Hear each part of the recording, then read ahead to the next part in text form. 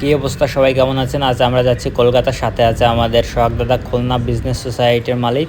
তো শিয়ালদা চলে আসলাম। এখানে দেখুন প্রচুর পুলিশ সেনাবাহিনী, কারণ তো জানেন আপনারা দিল্লিতে ওই ব্লাস্টের পরে সব জায়গায় বিশাল পরিমাণে সিকিউরিটি দিয়েছে। এই যে শিয়ালদা স্টেশন, যেখানে কয়েক লাখ মানুষের সমাগম ঘটে ডেইলি।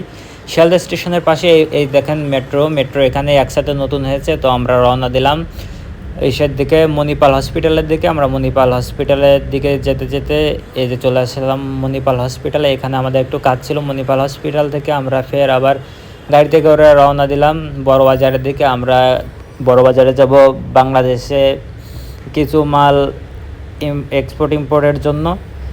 সেখানে যাওয়ার পথে দেখুন এই যে সায়েন্স সিটি, শাহরুখ খানের বাড়ি। এখান থেকে ঘুরে ডাইরেক্ট চলে আসলাম আমরা একদম বড়বাজারে এত পরিমাণে ভিড়, আমরা যে কথা বলবো সেই সময়টুকু মানুষের নাই।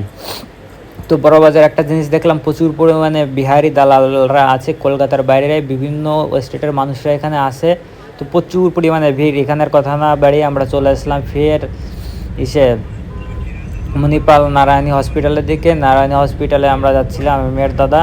তো অ্যাট লাস্ট আমরা নারায়ণী হসপিটালে চলে এসেছি। দেখুন এই যে নারায়ণ হসপিটাল এর পাশেই কিন্তু, নারায়ণী হসপিটালের পাশেই কিন্তু মণিপাল হসপিটাল, দুটোই পাশাপাশি। যে মণিপাল হসপিটাল।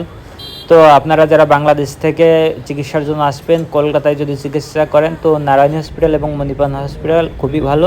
তো আমরা অ্যাট লাস্ট রাত হয়ে গেলো, আমি যেহেতু হোস্টেলে চলে যেতে হবে, আমরা একটা দরকারে আসছিলাম, সেটা সারা হয়ে গেছে এফআরআর অফিসে। তো আর দাদা আসছে বৌদির চিকিৎসার জন্য। তো দাদা চলে যাচ্ছে বাসায়, আমিও চলে যাচ্ছি হোস্টেলে। দেখা হবে নতুন কোনো ভিডিও।